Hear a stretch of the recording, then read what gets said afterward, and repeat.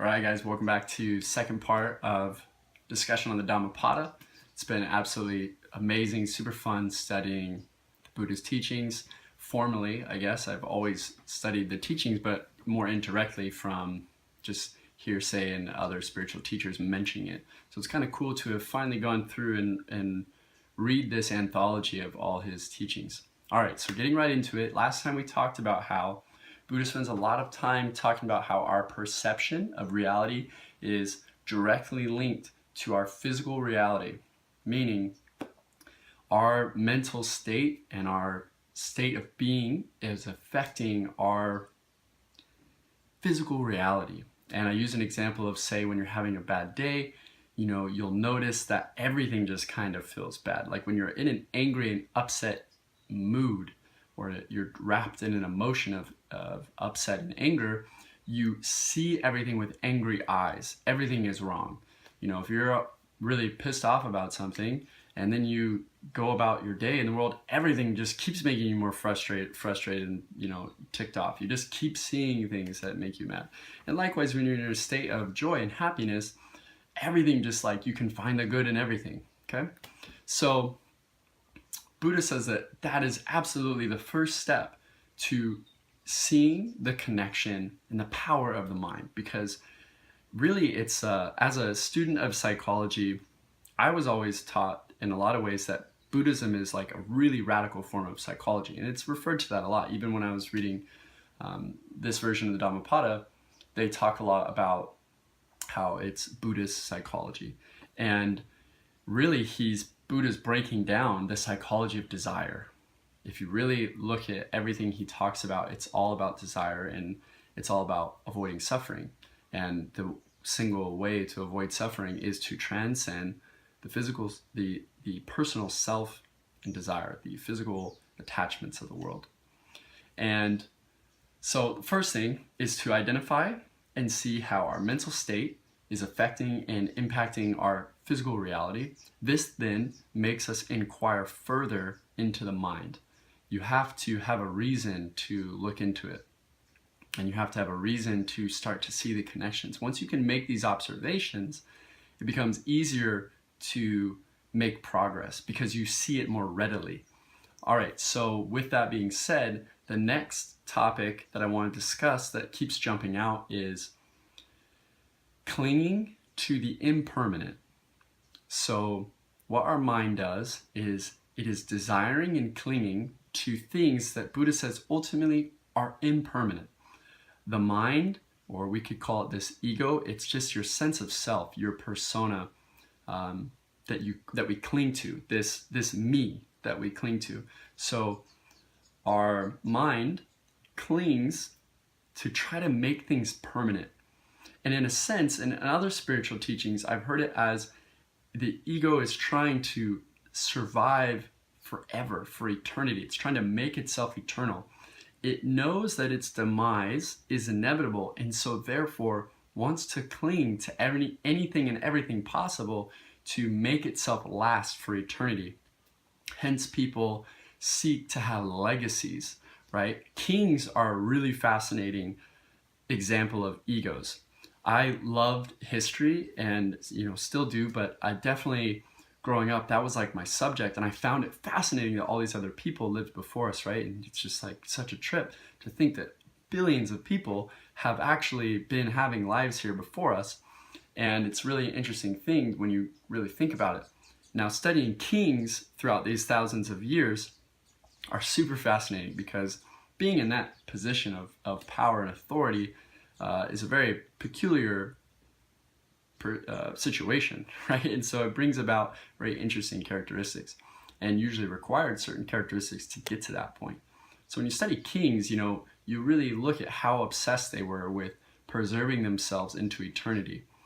Say with like the pharaohs of Egypt and building their massive and insane tombs that were all about them being dead. Like they planned 30, 40 years out before they were even going to die what their burial was going to be. So that just shows already like how obsessed they were with this eternal concept. And of course, there's endless examples. The pyramids in Egypt and the pharaohs are just a very easy example, but you look at any king, and they had this obsession with their legacy, right? Take dynasties, for example. Just the very fact that it's all about the family and the bloodline. This is all a concept of, if my children go on, then I go on. So the legacy concept is right away a big permanent thing. Now, the common person, though, I don't know, is too obsessed. Other than having children, they might not be too obsessed at clinging to, say, a legacy in the sense of like my empire. But we do cling to some sort of legacy. Most of the time, the mind will cling to what I'm going to leave the world. How will I be remembered? That's a huge one, right? We cling to possessions. We cling to things and people, and when they leave us, they cause us suffering. And when things change, as it always will, it brings us suffering. So we have our personal fame, wealth, and legacy. We have things in the external world. We have people. We have situations. We have experiences that we can cling to. Like you're eating your favorite dessert, or one of the biggest human attachments, like the experience of sex. This is a desire that we cling to and we want to repeat and repeat and repeat. Drugs and alcohol, same thing. These are experiences that we cling to and we want to last forever, in a sense. So these are experiences that we cling to and we can never really get enough of. And so because of this, we desire and we desire and we desire, and we attach and we attach and we attach more and more attention to them. Now, Buddha says that this is guaranteed always going to bring suffering. So, bummer, everything we love is going to bring us suffering. And it might seem like a little like morbid at first, but it is nevertheless the truth. It is the reality if we step back and observe it. Everything is changing. Life is change. And in the Dhammapada, he refers to life, or this personality, as a process. In that it is always flowing. We could think of it like a river. It is always moving, always flowing. And because of that, we cling to wanting it to stop. But then it doesn't. It just never will. And this brings us that pain and suffering. So he says we must let go of these things. We have to stop clinging to that which is impermanent, or else we are bound to always suffer. And at the root of this is selfish desire for the impermanent, for the always changing, to be permanent. That is a selfish desire because we are wanting to stop something that is naturally moving, and we want to keep it for ourselves. So we are trying to hinder the flow of life. And then why would we say? Because for our own personal satisfaction. So this is a selfish desire to want to cling to the impermanent. So if we are clinging to the impermanent, we are therefore going to cause ourselves suffering. How to go beyond it then? The interesting thing that I notice about the Dhammapada is, in this anthology of Buddhist sayings, is he doesn't give tons of practical advice, shall we say. He just points out what is wrong, and really he always says, it's up to you. You gotta just meditate, go within, let it go. Or watch yourself, let it go. Watch it, see it, observe it, identify it, and let it go, let it go, let it go. And it's kind of always like, one of the things I really like about it, that I'm really drawn to Buddhism more than I thought. Like this whole time, I'm like, man, I should have been studying this a while ago. I'm like naturally into this concept of self-reliance. His point is, it's up to you. And there's some interesting lines too where he doesn't ever talk about a teacher, because he didn't really have one, right? He had a couple in the very beginning, kind of pointed him along the way, but they didn't truly know what he wanted. And so he ultimately had to do this himself. And so that's how he teaches. He says, don't put any other head, don't put a person on a pedestal, don't put anyone else above your own. You need to just do it yourself. And so he's pointing this out. Stop clinging. However you do that, just do it and get it to work. And that is his path that he gives for us, is all of life is change. Flow with the change. Let the change happen and allow it to be. As we allow it to be, we find peace. So just like we talked about before with the power of our perspectives and belief systems, Buddha taught, don't cling to them. Stay in the middle. Don't try to defend what we think is right, and also don't try to push away and chastise what we think is wrong. Just be in the middle, mind your own self and your own business, and be at peace. It is only our peace that will truly help anyway. The second way now we have is be amongst the world of constant change. Don't try to cling to attach to what is really good, that's as we perceive it, because something that's good to us might not be to someone else. So as we perceive something to be wonderful, don't cling. As we perceive something to be awful, don't push and try to resist. Just, again, be in the middle and be at peace. Accept that all of it is changing. When things are great, know that this too will pass. Accept that it will be gone. And when things are awful, know too that this will pass and it will change.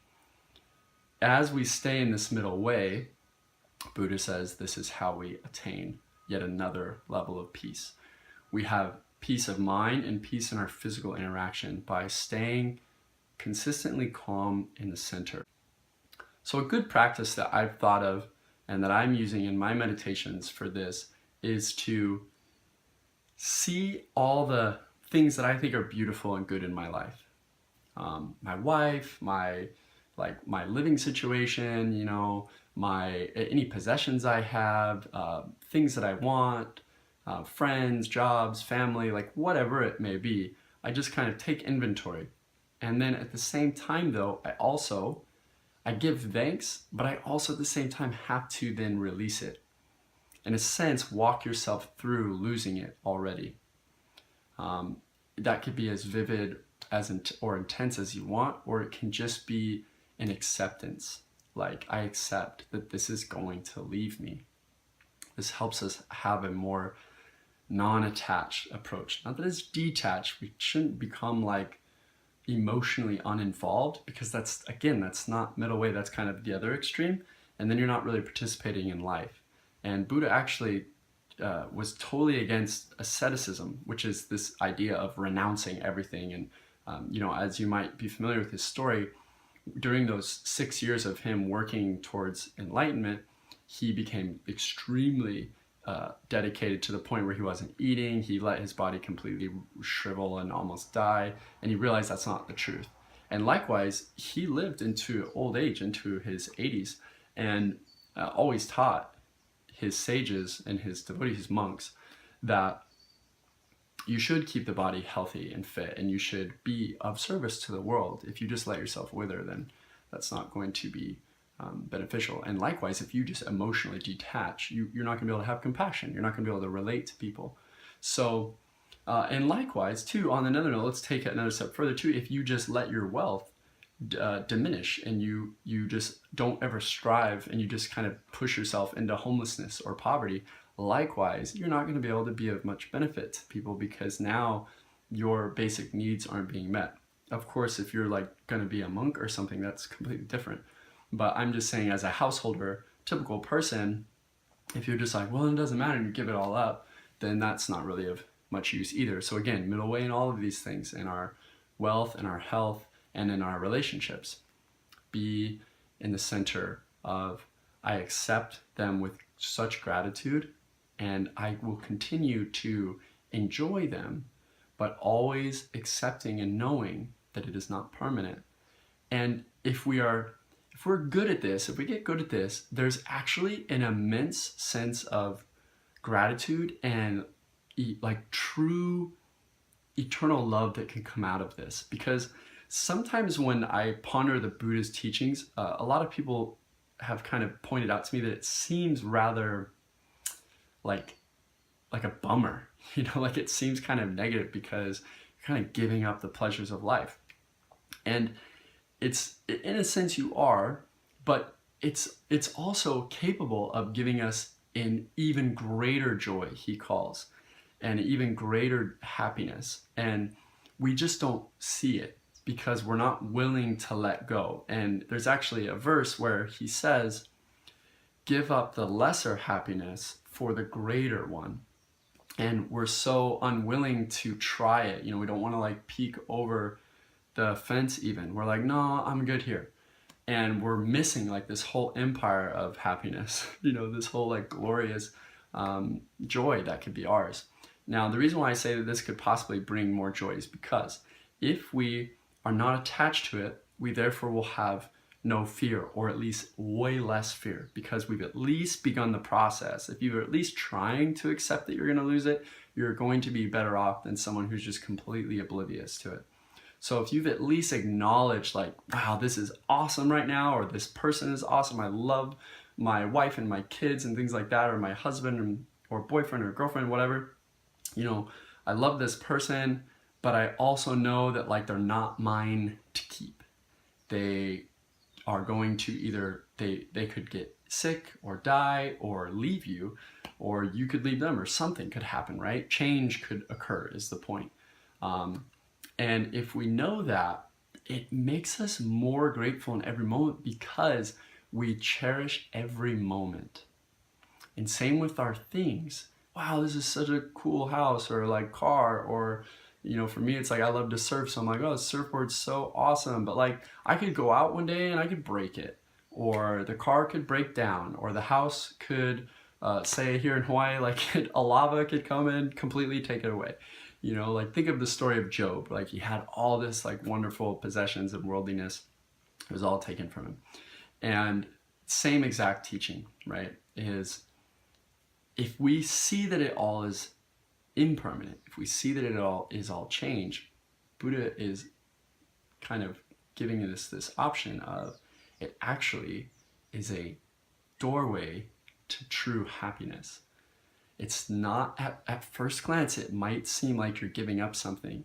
It's not that you're giving up something. You are actually opening up so much more because you see the true gift in the very moment. It is a precious moment that will never be again. This moment will never be again, ever. If we truly understand that, it is so divine. Truly, the entire universe will never be this exact same. So it creates this eternal uniqueness, this infinite complexity. We can't even comprehend how much is going on right now for us just to exist in this moment. And if we can just kind of get with that and kind of melt into it and just allow ourselves to begin to even try to grasp it, then perhaps we will see this immense joy that can come out of it. There's just so much happiness in accepting the beauty, but then letting it go. Namaste, friends.